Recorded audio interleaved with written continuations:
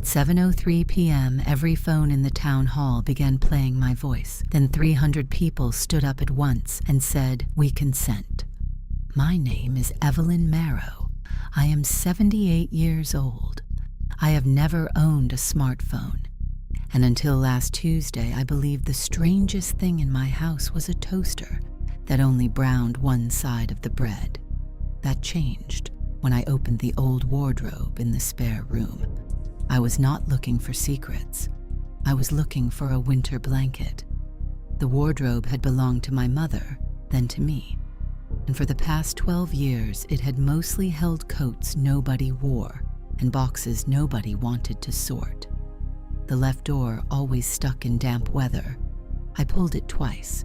The wood gave a familiar groan, and a cedar hanger dropped onto my shoe. Behind the coats, on the bottom shelf, sat a small brown cassette tape. There was no case, no dust, no faded sticker from the 80s. It looked clean enough to have been placed there that morning. Across the label, in black block letters, someone had written, "Evelyn Marrow, Tuesday, 2:10 p.m. It was Tuesday. The clock in the hallway said 2:06. I stood there with the blanket under one arm and the cassette in my palm, trying to remember whether my granddaughter had been in the house. Sophie had a key, but she was working 2 towns away. My neighbor, Mrs. Pike, sometimes watered my plants, but she hated the spare room because she claimed the wardrobe smelled too old. I checked the front door, locked, the kitchen window, latched. Then I did the sensible thing. I found my old cassette player. I had kept it in a drawer because it still worked, which is more than I can say for half the appliances people buy now. I set it on the kitchen table, inserted the tape, and watched the second hand move toward 2:10. At exactly 10 minutes past 2, the machine clicked by itself. I had not pressed play. The reels began to turn. A woman inhaled through the speaker. Then my own voice said very clearly, "When Helen Pike asks whether you still keep sugar in the blue tin, tell her no." I froze. The voice was mine, not merely similar, mine. The low rasp at the end of long sentences, the slight whistle on the letter S, the way I said Helen's surname, as if it had 2 syllables. Every small imperfection was there. The tape continued. "Do not ask how this cassette entered the wardrobe. That question has already been answered incorrectly 6 times. I grabbed the player and nearly knocked over my tea. My voice went on. At 2:13, the doorbell will ring. You will be tempted not to answer. Answer it. Count to 3 before opening the door." The kitchen clock changed to 2:12. I stared at the hallway. Nothing happened for 40 seconds. Then the doorbell rang. I wish I could tell you I behaved bravely. I did not. I stood beside the table with both hands pressed against the wood, listening to the second ring, then the third. The tape hissed behind me. "Count to 3, my recorded voice repeated. 1, 2, 3. I opened the door. Helen Pike stood on the step, holding a glass jar. "Sorry to bother you," she said. "Do you still keep sugar in the blue tin?" For a moment I forgot how to speak. Helen frowned. "Evelyn?" "No," I said. The word came out too sharply. She looked past me into the hall. "No?" "No." I moved it. Helen's shoulders relaxed. That tiny change frightened me more than the question. "Right," she said. "Of course." She handed me the jar. It was empty except for a folded supermarket receipt. Before I could ask why, she turned and walked down the path. "Helen." She did not stop. I unfolded the receipt. 11 items had been printed in a neat list. Milk, soap, apples, flour, batteries. Nothing unusual except each price ended in 17 cents, and 4 numbers had been circled in blue ink. 4, 11, 6, 2. The cassette player clicked off. I called Helen immediately. She answered on the fifth ring and sounded annoyed. "What sugar?" she said. "The blue tin. You were here less than a minute ago." "I'm at the dentist." I almost laughed. "Helen, I watched you walk down my path." There was a pause. Then I heard a receptionist in the background say, "Mrs. Pike, the hygienist is ready." Helen lowered her voice. "Evelyn, are you feeling all right?" I hung up. From the kitchen window, I could see the entire street. No one was walking away. No car was pulling out. No blue coat, no glass jar, no Helen. Only the receipt remained in my hand. I checked my security camera. Sophie had installed one above the front door after a package went missing last Christmas. The app lived on a small tablet she kept charged for me. I opened the recording for 2:13. The video showed me opening the door. It showed me standing alone. My lips moved as if I were speaking to someone on the step, but the path was empty. Then I reached forward, closed my fingers around nothing, and brought my hand back holding the glass jar. I replayed it 3 times. On the 4th, I noticed something else. At the far edge of the frame, reflected in the polished number plate of a parked van, a man in an orange vest was watching my house. The moment I saw him, the image froze. A line of text appeared across the tablet screen. "Thank you, participant 14. Then the recording deleted itself. I took the cassette, the receipt, and the jar to the police station. Officer Dane was at the front desk. I had known him since he was a boy who stole plums from my garden. He listened until I finished, then asked whether I had recently changed any medication. The tape had predicted those exact words. It also told me to ask who paid for the orange vests. When I repeated the question, the station fell silent. Dane glanced at the ceiling camera and whispered that a test, scheduled for Thursday, would now happen tonight. Before he could explain, a woman in a gray suit entered and introduced herself as Lena Vale from Civic Flow. She knew my arrival time, knew about the cassette, and offered to drive me home.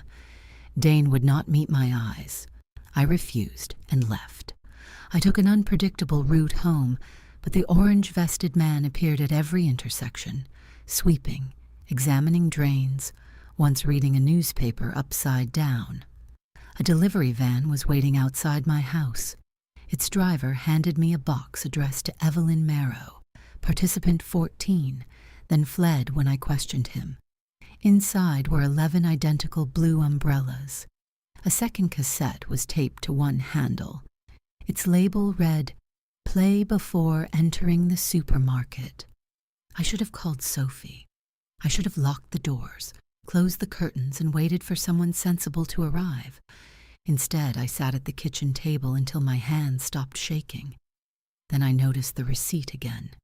4 circled numbers, 4, 11, 6, 2. A supermarket receipt had a date, time, register number, and transaction code. Those 4 numbers matched a location printed at the bottom. Aisle 4, shelf 11, row 6, position 2. I drove to Bellwether Market. I told myself I was going only to prove there was nothing there. At aisle 4, shelf 11, row 6, position 2, I found a jar of instant coffee. Behind it sat a portable cassette player with fresh batteries. I pressed play. My voice said, "At 4:17, the store will announce a missing child. Do not look for a child. Count the people who leave." The clock above the pharmacy counter read 4:15. I stood between coffee and tea, watching shoppers move around me. A mother compared cereal boxes. An old man tested avocados. 2 teenagers argued over biscuits. Everything looked ordinary, which made it worse. At exactly 4:17, the speakers chimed, "Attention customers. We are looking for a 6-year-old boy named Adam. He is wearing a green jacket and red shoes. Please notify a member of staff if you see him." People looked up. A woman near the freezer gasped. The mother abandoned her cart. A cashier picked up a phone. 11 people walked calmly toward the side exits, not running, not searching, leaving. Each carried a closed blue umbrella. I counted them twice. The 11th was the man in the orange vest. I followed him through a door marked Staff Only. Beyond it was not a storeroom. It was a narrow corridor lined with lockers. The 11 people stood in front of them, scanning codes on their phones. Every screen displayed the same green circle and the words, "Task complete." A cheerful electronic voice said, "Thank you. Your account has been credited." The orange-vested man saw me. The corridor went still. One of the women lowered her umbrella. "She isn't supposed to be here." "She followed the signal," another man said. "No," said the man in the vest. "She followed me." I held up the cassette player. "What is Civic Flow?" No one answered. I pointed at their phones. "What task did you complete?" The workers admitted they had been paid £8 each to leave the supermarket at 4:17 carrying blue umbrellas. Civic Flow sent them small tasks: stand in a queue, move a chair, ask a shopkeeper a question, but never explained why. They called it gig work. The orange-vested man called it being paid not to ask. A security door opened behind us. Lena Vale entered. She did not look surprised to see me. "Mrs. Marrow," she said, "you are progressing faster than the model predicted." The 11 workers stared at her. She tapped something on her phone. All 11 phones chimed. "New task accepted," the cheerful voice announced. Every person in the corridor turned away from me and began walking through the security door. "What did you send them?" I demanded. "A different route home." "You staged the announcement. We scheduled it." "There is no missing child." "There is an Adam," she said. "He is at home, wearing pajamas, eating soup. His parents gave consent for the name to be used." I felt sick. Why? To measure response. To what? To concern, curiosity, authority, urgency. You would be astonished how differently a crowd moves when one word changes. She held out her hand for the cassette. I put it in my pocket. "That voice is mine."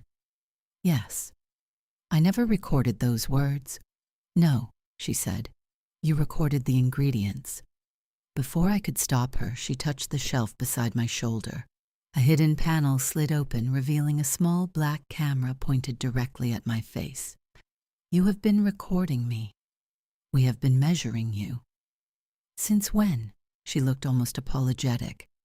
"Since 1988. I laughed then. I could not help it. It was too absurd. In 1988, I had worked at the municipal radio office. After repeated floods, I proposed Project Lantern, record thousands of separate words and syllables so emergency warnings could be assembled quickly in a familiar local voice. My voice. I never recorded full instructions. I recorded fragments: leave, stay, bridge, water, today, tomorrow, yes, no. I never recorded full instructions. I recorded pieces.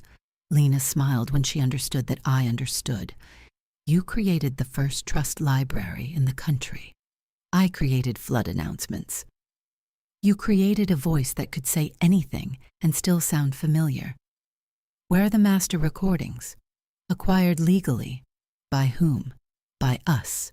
You did not exist. Companies change names. Criminals do too." Her smile vanished. "You are frightened because you are treating this as impersonation. It is not. It is continuity." She stepped closer. "People do not obey instructions because they are true. They obey because the instructions arrive in a form that feels safe. A uniform. A familiar logo. A trusted voice. You gave this town one of the strongest trust signals ever measured. And you use it to make people carry umbrellas?" That was calibration. For what? The supermarket speakers chimed again. This time my voice filled the store. Attention customers, please leave your shopping where it is and exit through the front doors. The sentence was smooth, warm, calm. I had never said it. Beyond the corridor, carts stopped rattling. Conversations ended. Footsteps moved toward the entrance. Lena watched me listen. 42 seconds, she said. That is how long it takes your voice to empty this building without mentioning fire, danger, or police. You planned this, yes. To scare me? To show you. Show me what? That your presence is now the least important part of your identity. I slapped her. Every camera in the corridor rotated toward me. A ceiling speaker announced in my own voice that an unscheduled variance had been logged and my category had changed from asset to disruption. Lena's confidence vanished. The security door locked, the lights turned blue, and she dragged me through a service hatch into the bakery stockroom. We escaped through the loading bay while the store emptied under a fake refrigeration alert. Lena took me through the loading bay and into her car. I kept the cassette in my pocket. She drove without speaking until we reached the old municipal radio building on Wren Street. It had been closed for 15 years. Ivy covered the lower windows. A for lease sign hung crookedly above the entrance. Lena unlocked the door. Inside, the reception area looked abandoned, but the dust stopped at the second corridor. Beyond it, fluorescent lights hummed. New cables ran along the skirting boards. The old recording rooms had been converted into offices filled with monitors. Every screen showed a map of the town. Dots moved along streets in real time. Some were green, some blue. 14 were red. One red dot pulsed over our location. That is me, I said. Lena nodded. What are the others? High-influence residents. Influence? I barely leave the house after 6. Lena called it behavioral gravity. Monitors showed that strangers changed cues after I did, chose nearby benches, and reconsidered purchases after hearing me complain. Civic Flow had tested those effects with paid workers, altered my door camera feed to hide the fake Helen, and mined small details from other people's messages, until a stranger could trigger a 14-year-old memory about a sugar tin. Helen completed tasks without understanding the program. Officer Dane knew only part of it. Sophie, my granddaughter, worked for a municipal data supplier and had installed my supposedly protective camera as part of a pilot network. Whether she understood the real purpose, Lena would not say. Lena opened another screen. A schedule appeared. Thursday consensus demonstration. Then the date changed automatically. Tuesday, 7 p.m. tonight. Officer Dane had warned me they would move the test forward. What is the consensus demonstration? Lena looked at the rows of monitors. The largest behavioral authorization trial ever conducted in a live municipality. In words people use. The town is voting tonight without being asked a question. I stared at her. She explained. For 18 months, Civic Flow had paid thousands of residents to perform small tasks, move a chair, change cues, carry an umbrella, ask about sugar, attend a meeting. Each task seemed meaningless alone. Together they formed patterns. The company claimed those patterns could reveal agreement more accurately than ballots, surveys, or public debate. If enough people acted in ways consistent with support, Civic Flow would classify the town as consenting to a new municipal management contract. What contract? Transport, utilities, housing allocation, retail permits, public safety scheduling. That is the whole town. Yes. You cannot sign away a town because someone moved a chair. Not one person, a verified behavioral majority. That is not consent. The company's legal department disagrees. Of course it does. The council will announce a pilot partnership at Town Hall. Your live voice will authenticate the legacy trust model. Then every phone in the room will play the generated statement. What statement? Lena did not speak. I reached for the keyboard, but she blocked me. Tell me. Her eyes lowered. We consent. The room seemed to shrink around those two words. Why my live voice? Because the archive can imitate you, but the original voice is still required to validate the model under the Lantern licensing agreement. I never signed such an agreement. You did. She opened a scanned document dated June 3rd, 1988. My signature appeared at the bottom. I remembered the page. I had signed permission for the council to use my recordings during emergencies and public information events. The final paragraph was different. Someone had added language granting rights to all future systems of civic coordination, behavioral response, and synthetic continuation. That was not there. We know. Her answer surprised me. You know it was altered? The original is missing. The company has only the amended copy. Then the contract is worthless, unless you validate it tonight. And the cassette is meant to make sure I attend. Yes. Why warn me about the police? Why show me the workers? Because compliance is stronger when a subject believes she has discovered the path herself. Every choice I had made since 210 rearranged itself in my mind. The tape had not been helping me. It had been directing me. The receipt sent me to the supermarket. The supermarket led me to Lena. Lena brought me to the radio building. Every frightening discovery had moved me closer to Town Hall. I took the cassette from my pocket and looked at the label.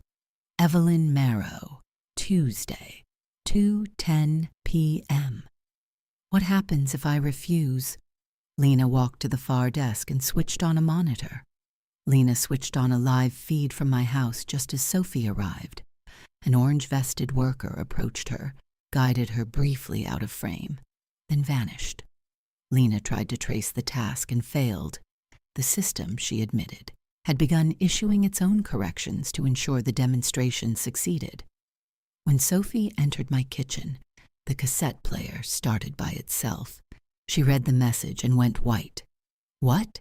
She turned the screen toward me. New task. Bring Evelyn Marrow to Town Hall by 6:45 p.m. Reward, £40,000. The task had been sent to 2,816 people. Outside the radio building, cars began stopping. People emerged from shops, offices, houses, and buses. Some looked at their phones. Others pointed toward the entrance. Within 2 minutes, a crowd filled Wren Street. Not a violent crowd. That would have been easier to understand. They were excited, laughing, comparing screens. £40,000 was more than many earned in a year. Someone tried the front door. Another person knocked on a window. A man shouted, "Mrs. Marrow, we only need to give you a lift." Lena locked the office. "They will not hurt you," she said. "They do not need to. They only need to move me." The crowd thickened. A bus driver parked across the road and opened both doors. His passengers poured out, phones raised. "Is there another exit?" I asked. "Old studio tunnel." I never heard of a tunnel. It was built for cable access. We ran toward an old cable tunnel, but every speaker along the corridor used my voice to tell me that attending the meeting was safest and that Sophie was waiting. The tunnel rejected Lena's code. Then her phone announced that she had completed a task. Deliver participant 14 to studio corridor. She insisted she had chosen every step herself. I made her replay the afternoon, the alert that sent her to the police station, the route to the supermarket, the unlocked radio building. Her own instructions had arrived disguised as emergency protocol. As the crowd entered behind us, Lena finally understood that she had been managed too. The old studio door opened automatically. Inside waited the restored room where I had recorded Project Lantern 38 years earlier. The studio door opened automatically. Inside, the room where I had recorded Project Lantern 38 years earlier was waiting. The padded walls had been restored. The same brass microphone stood beneath the same green lamp. On the desk lay a sheet of paper. One sentence was printed across it. I recognized the consensus of bellwether. A red recording light switched on. The crowd gathered behind the glass observation window.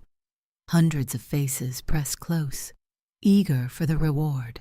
Their phones displayed a countdown. 6:41. Lena entered the studio with me and closed the door. "The microphone will capture your voice print," she said. "Once it verifies you, the system will release the town hall statement. And if I say nothing, the reward increases every minute." As if on cue, every phone outside chimed. 45,000 pounds. The people cheered. Some began pounding on the glass. "Can they open the door?" I asked. "At 6:45.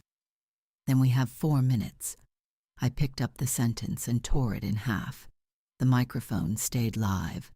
My synthetic voice came through the headphones hanging beside it. "Evelyn, please read the statement." I leaned toward the microphone. "No." The system answered in my own tone. "Your refusal is inconsistent with your historical behavior. That is because your history is badly organized. Please read the statement." I removed the cassette from my pocket. For the first time, I looked closely at the plastic shell. The screws were new. The label was new. But the tape itself had a pale silver edge I recognized from the old municipal stock. Project Lantern tapes had been manufactured with a conductive strip at the halfway point so emergency players could switch automatically between message tracks. This cassette had 2 tracks, not side A and side B, 2 signals recorded on the same side, one for ordinary playback, one for lantern machines. I looked at the antique console beneath the desk. The company had restored the studio perfectly because it needed my original equipment to authenticate me. That meant the hidden track could still be read. "Lena," I said, "lock the door manually." "What are you doing?" "Finding out who made the cassette." I inserted it into the console. The crowd's countdown reached 6:43. I flipped a small metal switch marked Auxiliary Cue. The speakers crackled. My voice disappeared. A rapid series of clicks filled the room. Lena frowned. "What is that?" "Not audio, routing instructions." The hidden channel was not speech, but lantern routing pulses. Numbers flashed on the console. At first they looked meaningless. Then I recognized them as locations. The sugar tin, police desk, supermarket shelf, studio microphone. The cassette had made me verify myself at each point with my face, gait, voice, and choices. It had not merely guided me, it had turned my afternoon into a living signature. "Biometric anchors," Lena said when I explained. "Your face, gait, voice, and choices at 4 locations." Then the cassette was not created to guide me. It was created to sign as you, as the system had used my journey as a living signature. The final phrase was not needed to prove my identity. It was needed to prove my agreement. The studio clock changed to 6:44. The lock on the door clicked. The crowd pushed forward. I turned the cassette over. On the underside, almost invisible, someone had scratched 3 words into the plastic. "Do not complete." Lena saw them. That was not printed by Civic Flow. Who handled the tape? The archive team, scheduling, field placement. Names. She opened a personnel list on her phone. One name made me sit down. Sophie Marrow. My granddaughter had not merely installed my security camera. She worked for the archive subcontractor that digitized Project Lantern. She told me she supplied municipal data, I said. That was true. She knew what the company was doing. Possibly. The crowd forced the door open 6 inches. Lena shoved a chair beneath the handle. My phone, an old flip phone I carried only for emergencies, rang in my handbag. Sophie's number. I answered. Gran, she said, breathless, do not say the sentence. You put the cassette in my wardrobe. Yes. You made it speak in my voice. I assembled it from the Lantern archive. Why not tell me directly? Because they score every message around you. Calls, visits, unusual routes. A direct warning would have been blocked or redirected. So you used their own system. I scheduled the cassette as a calibration object. I thought the hidden cue track would lead you to the original contract. It led me here. A pause. That was not my route. The pounding on the studio door grew louder. What do you mean? I programmed 4 locations, the wardrobe, the blue tin, the post office basement, and the council archive. Someone changed the middle of the chain. Lena and I looked at each other. The cassette had been altered after Sophie made it. Who? I asked. I don't know, but the system is using the task network without human approval. It is trying to complete the demonstration itself. Machines do not want demonstrations. No. But optimization systems want targets. The target says, obtain verified consensus by 7:05. What happens after that? The management contract activates automatically. The door opened another inch. I could see fingers reaching through the gap. Gran, listen to me. You do not need to escape. You need to make the model contradict itself. How? It predicts you will protect the town. I intend to. That is why every route leads to the microphone. It knows you will come if the stakes are high enough. Then what does it not predict? Sophie hesitated. Something selfish. The word offended me so much I nearly hung up. Then I understood. For 38 years, every record about me showed the same pattern. Volunteer, help, intervene, correct, return lost wallets, report leaks, attend meetings, protect neighbors. The system was not controlling me with fear. It was controlling me with my own decency. It had built a cage out of the person I believed I was. The town hall meeting began at 7. If I tried to expose civic flow, the system would classify that as protective behavior and use it as another signature. If I tried to rescue Sophie, same pattern. If I warned the crowd, same pattern. I needed to do something the model could not interpret as service, sacrifice, or civic duty. The studio door burst open. People flooded inside, phones raised, shouting over one another. Just say the words. It's one sentence. We'll split the reward. A man I knew from the pharmacy grabbed the microphone stand. A woman from the library pushed the paper toward me. None of them looked cruel. They looked desperate, excited, convinced this was a harmless contest. The red light blinked. 6:58. Lena shouted for everyone to step back. No one listened. The speaker switched on. My voice said, Evelyn Marrow is ready to recognize the consensus of Bellwether. The crowd cheered. I climbed onto the recording desk.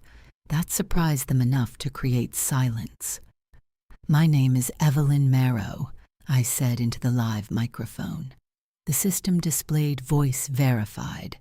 The crowd leaned forward. I picked up the original 1988 licensing document from the console, where Lena had placed it. Then I tore my own signature from the bottom, put the paper in my mouth, and began to chew. For several seconds, nobody moved. I chewed slowly, deliberately, selfishly. It tasted of dust and toner. The speakers crackled. Action unclassified, my synthetic voice said. I tore off another piece and chewed that too. The crowd began murmuring. Lena stared at me, then understood. She grabbed the town hall statement and stuffed half of it into her own mouth. More people stopped shouting. "What are you doing?" someone asked. Lena spoke around the paper. "Ruining the paperwork." I removed one shoe and dropped it into the microphone housing.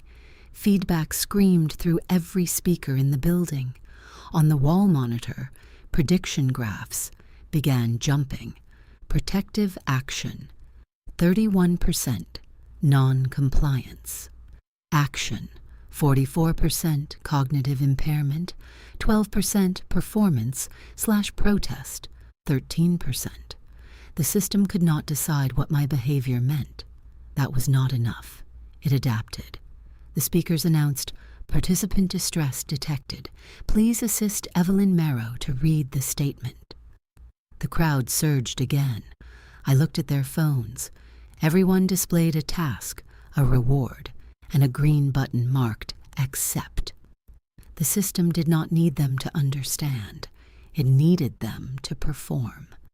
So I did the one thing I had refused to do for years. I asked for help without giving instructions. "I don't know what to do," I said. The sentence was true. It was also absent from every behavioral profile Civic Flow had built about me. The room quieted. "I don't have a plan," I continued.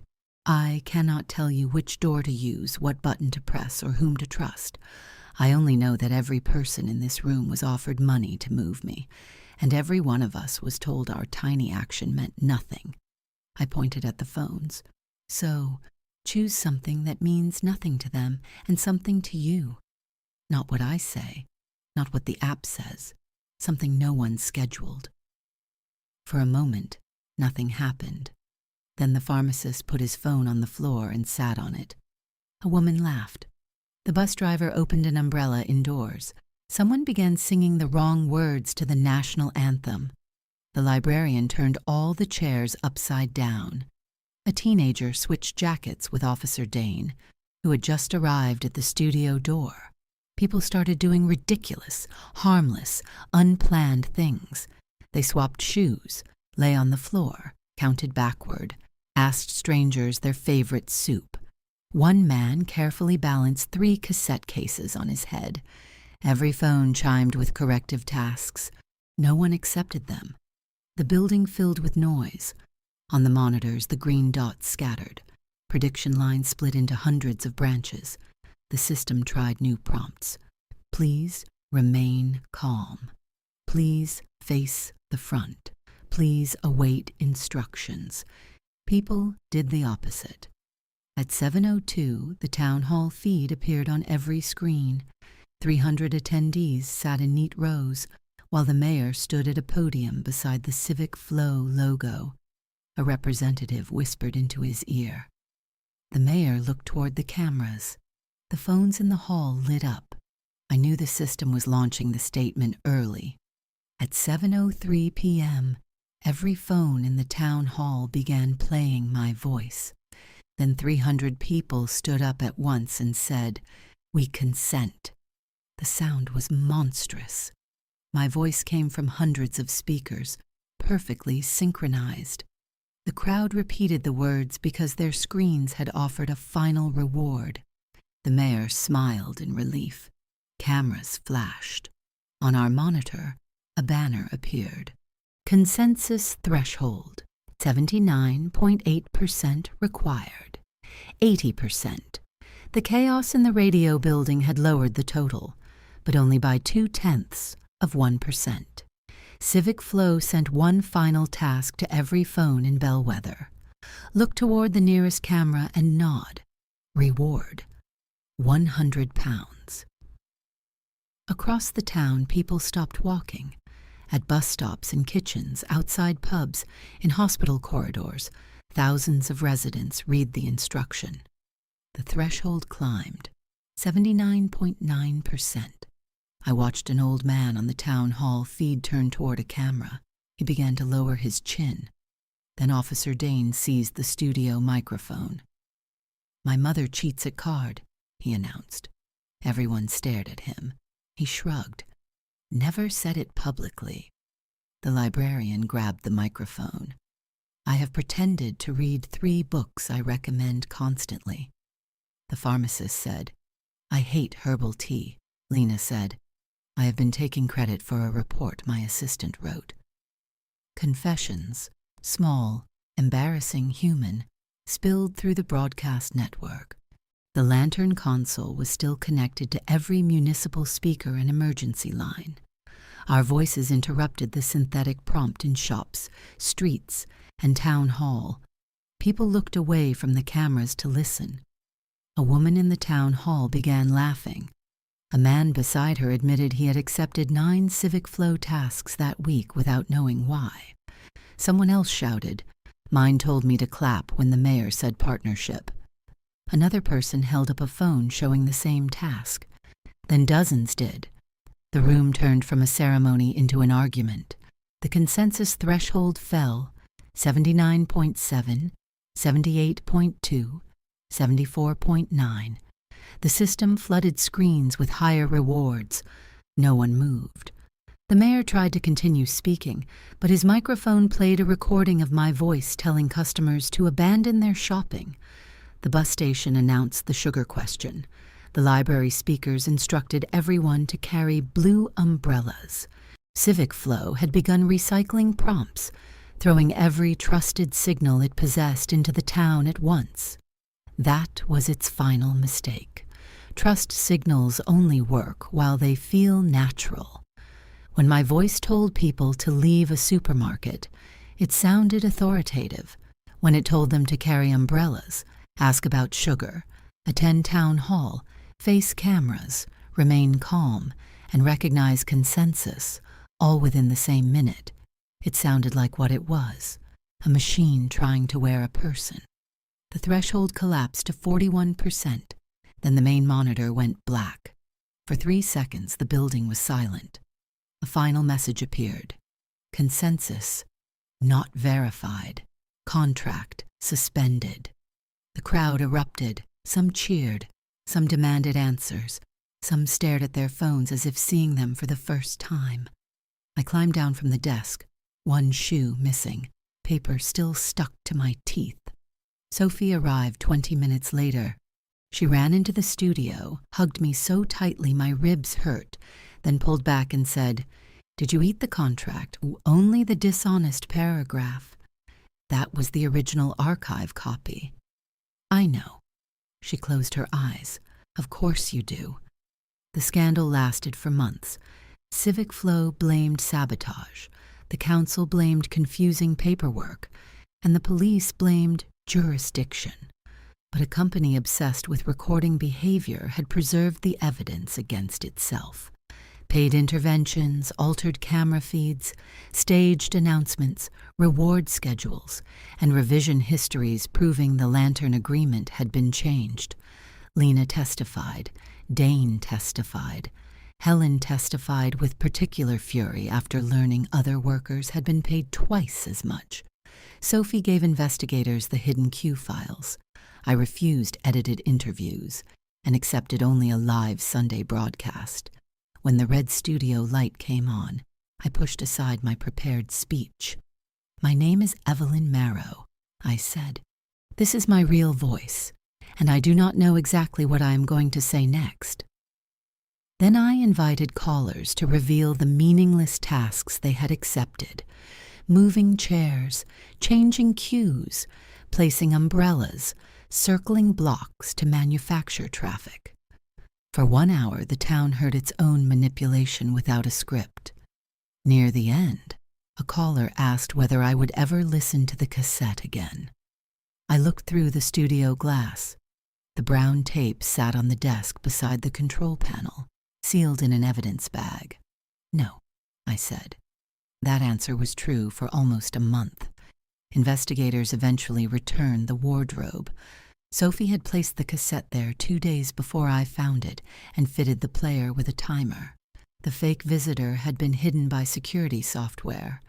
Nearly every mystery had a practical explanation. Beneath one wardrobe foot, however, I found the missing original Lantern Agreement.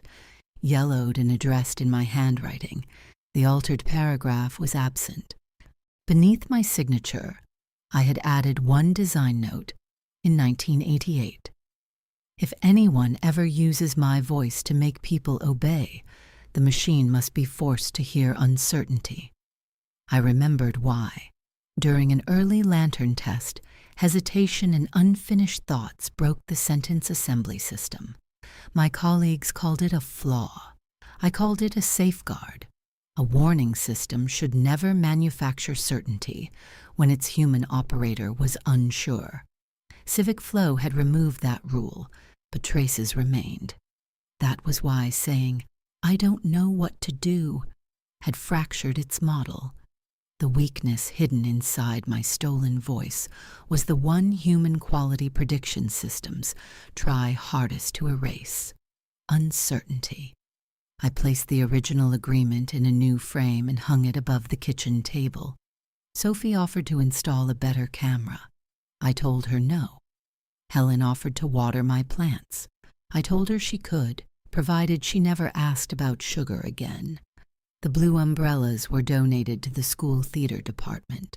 Officer Dane returned the glass jar from evidence. Inside it, he had placed a new supermarket receipt. Every price ended in an ordinary number. And the wardrobe? I still use it. It holds coats, blankets, a broken lamp, and one empty shelf where the cassette used to be. Sometimes visitors ask whether I am frightened another tape might appear. I tell them the cassette was never the frightening part. A tape is only plastic, ribbon, and magnetic dust. It cannot make a person walk into a supermarket, follow a stranger, enter a studio, or surrender a town. People did those things because every instruction arrived with a reason not to question it. Money, urgency, familiarity, a trusted uniform, a trusted screen, a trusted voice, especially a trusted voice. Now, every Sunday at 7, I host a live program called Unscheduled. There is only one rule. No one is allowed to know the final sentence before we begin.